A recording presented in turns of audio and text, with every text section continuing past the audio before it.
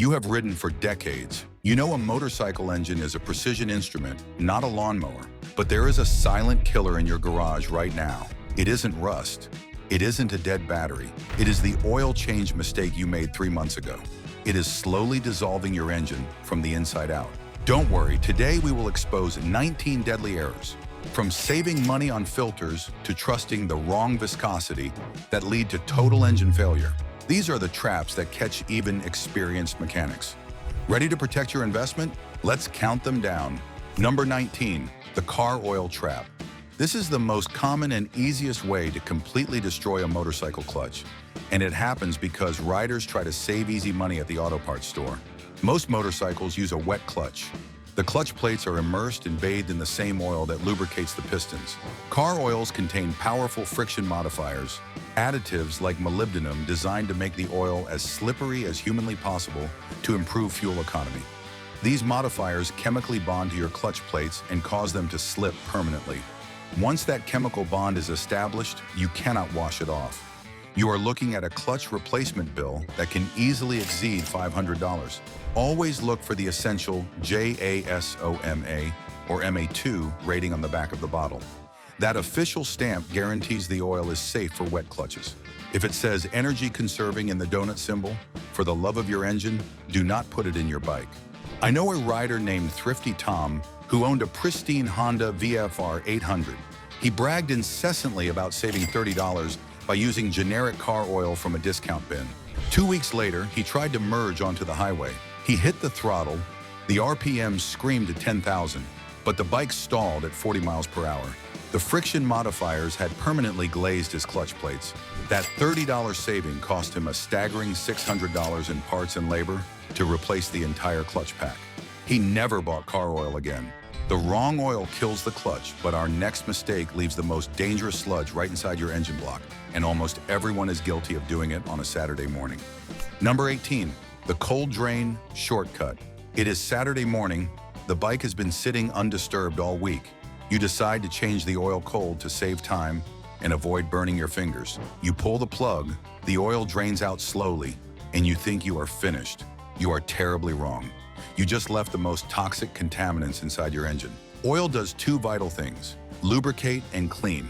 It suspends combustion byproducts, tiny metal shavings, and heavy sludge in the liquid. When the bike sits, that heavy sludge settles to the bottom of the pan and into the tiny nooks of the casing. If you drain it cold, the thick, cold oil flows over that sludge like water over a rock, leaving the sediment behind. You need to run the engine for at least 10 minutes. You want the oil hot and agitated. This suspends the contaminants, so when you pull the plug, they rush out with the flow. A cold drain is only a 50% oil change. You drained it hot, but our next mistake involves how you check the level. If you do this wrong, you could be running your engine dry while the dipstick tells you it is perfectly full. Number 17, the side stand lie. This mistake has killed more Suzuki GSXRs and Kawasaki Ninjas than crashes. Unless your owner's manual explicitly says otherwise, and 99% do not, oil levels must be checked with the motorcycle completely upright and level. On a side stand, the oil pools away from the sight glass or dipstick tube. The difference between the add and full marks on a motorcycle is often less than half a quart. Being off by even 10 degrees of lean angle gives you a dangerous false reading. This reminds me of the story of Jake, who bought his first Yamaha R6. He changed the oil and checked the level while the bike was leaning on the kickstand. It looked empty, so he added 2 extra quarts until it showed full on the glass.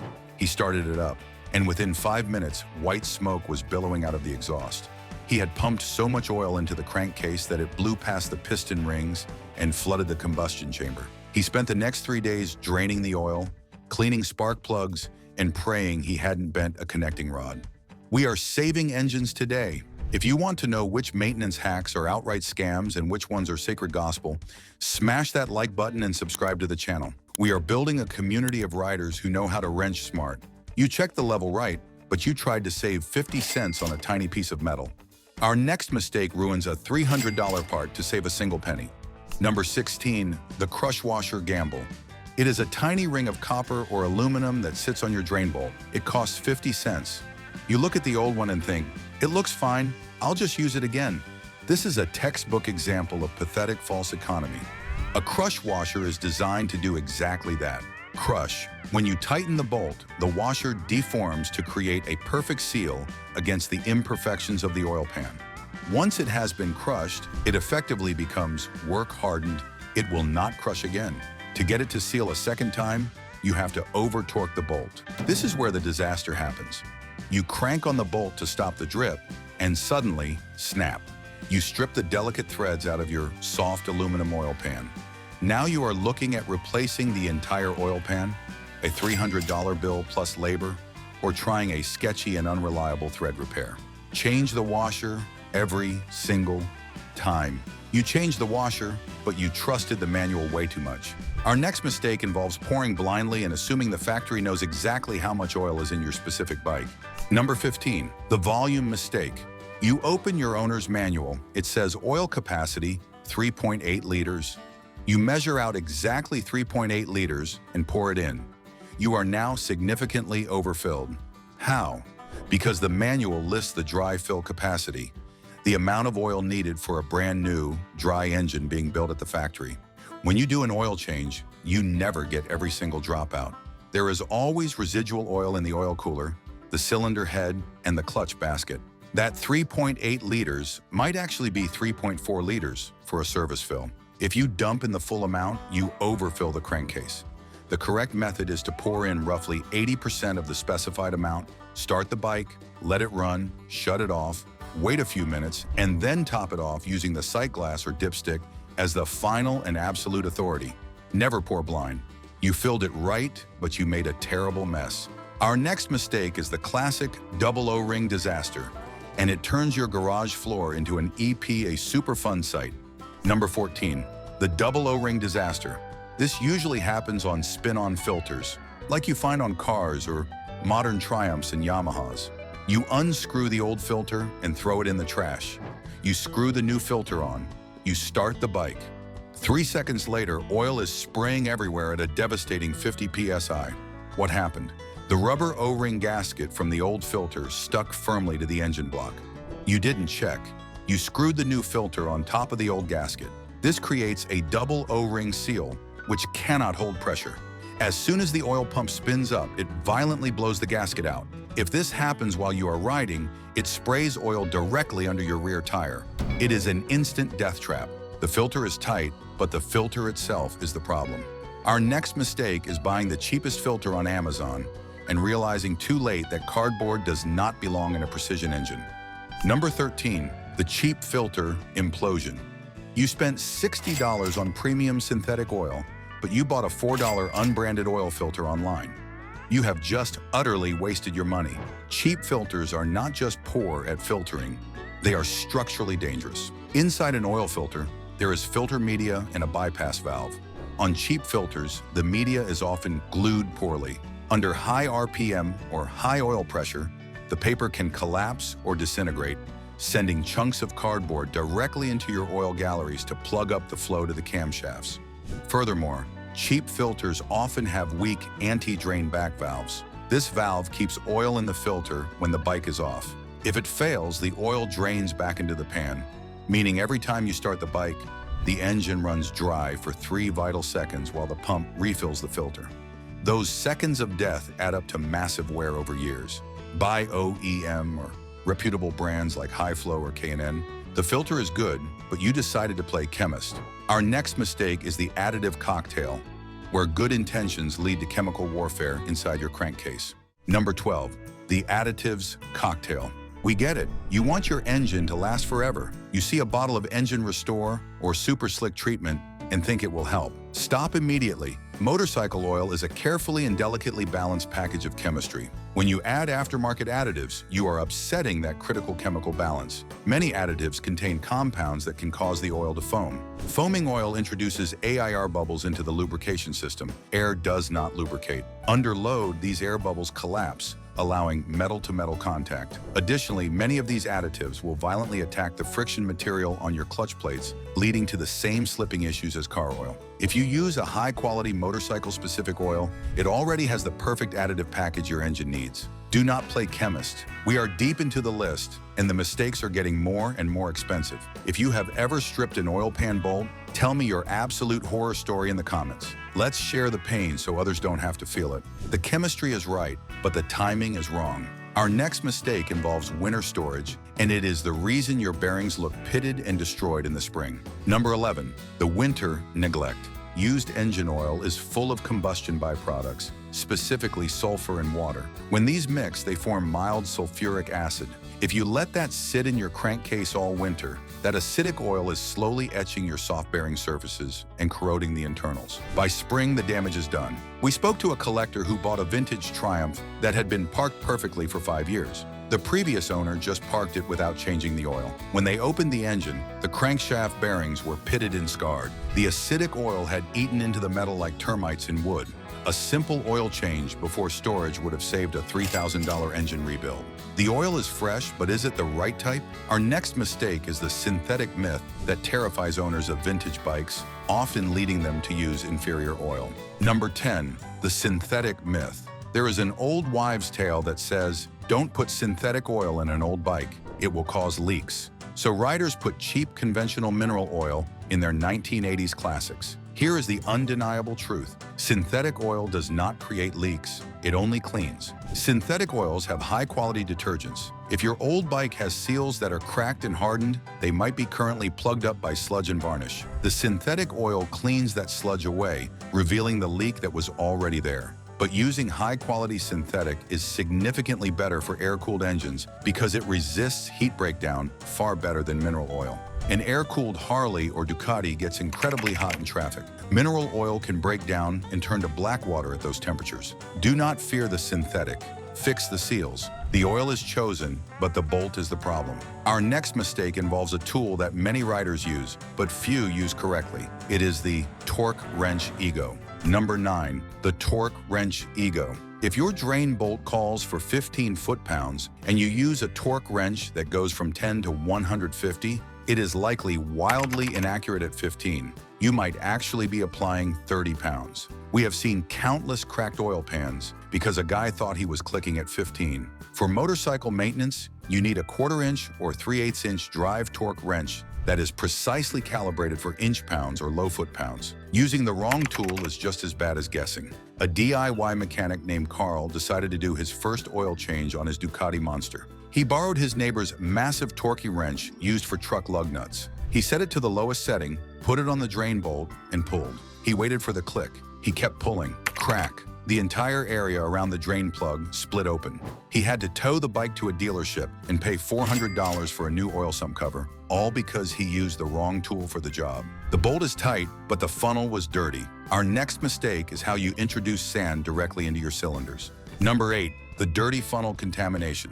You grab the funnel from the shelf. It has a little dust in it, maybe some sawdust from that wood project you did last week. You wipe it with your finger and pour the oil. You just fed your engine silica. Dust and sand are harder than steel. When you pour oil through a dirty funnel, that grit goes straight into the crankcase. It bypasses the filter because the oil goes to the pan first and gets sucked up by the pump. Before it hits the filter, it can pass through the pump gears, scoring them. Always clean your funnel with brake cleaner and a lint-free rag before use. Better yet, keep your oil funnel in a sealed Ziploc bag when not in use. The oil is in, but the filter is dry. Our next mistake causes a few seconds of pure agony and death for your engine every time you perform a service. Number 7, the dry filter. Start. On bikes with spin-on filters, many riders just screw the new filter on dry. When you start the bike, the oil pump has to fill that entire volume of the filter before a single drop of oil makes it to the cam bearings or the crank. This results in 3 to 5 seconds of zero oil pressure. You can hear the engine clattering and crying. Over the life of a bike, these dry starts accumulate significant and avoidable wear. Whenever possible, pre-fill the new oil filter. Pour clean oil into it, let the media absorb it completely, and pour a little more. Even if the filter mounts sideways, you can usually get it half full without spilling. This ensures oil pressure builds almost instantly upon startup. The filter is primed, but the viscosity is wrong. Our next mistake is assuming that thicker is better for protection, which can actually starve your top end. Number 6, the wrong viscosity gamble. Modern engines have incredibly tight tolerances. Oil passages are minuscule. If you put oil that is too thick into a modern engine, it cannot flow quickly enough through those tiny galleries, especially when cold. This creates immediate oil starvation in the top end during startup. Conversely, running oil that is too thin in an old loose engine will result in low oil pressure and destructive metal-to-metal contact. The engineers who built the bike spent millions of dollars determining the correct viscosity. Trust them. Do not outsmart the manual. The viscosity is right, but you missed the warning signs. Our next mistake involves a tiny magnet that was trying to save you thousands, but you wiped it off without looking. Number 5, the magnetic plug blindness. Many motorcycles come with a magnetic drain plug. When you pull it, there is often a little fuzz on it. Most riders just wipe it off with a rag and put it back. You just threw away a complete medical chart for your engine. That fuzz tells a story. Fine, gray paste is normal clutch wear, but shiny silver slivers? That is aluminum. Sharp, jagged shards? That is transmission gear steel.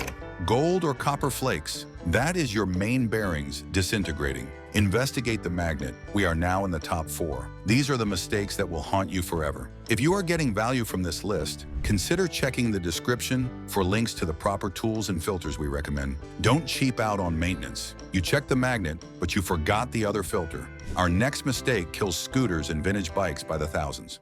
Number 4, the strainer amnesia. On many motorcycles, especially scooters, small displacement bikes like the Honda Grom, or vintage bikes, there is no spin-on-paper filter. Instead, there is a centrifugal spinner or a mesh strainer screen located deep in the engine, often behind a separate cover. Many owners change the oil for years without ever realizing this screen even exists. Over time, this screen gets completely clogged with clutch lint and sludge.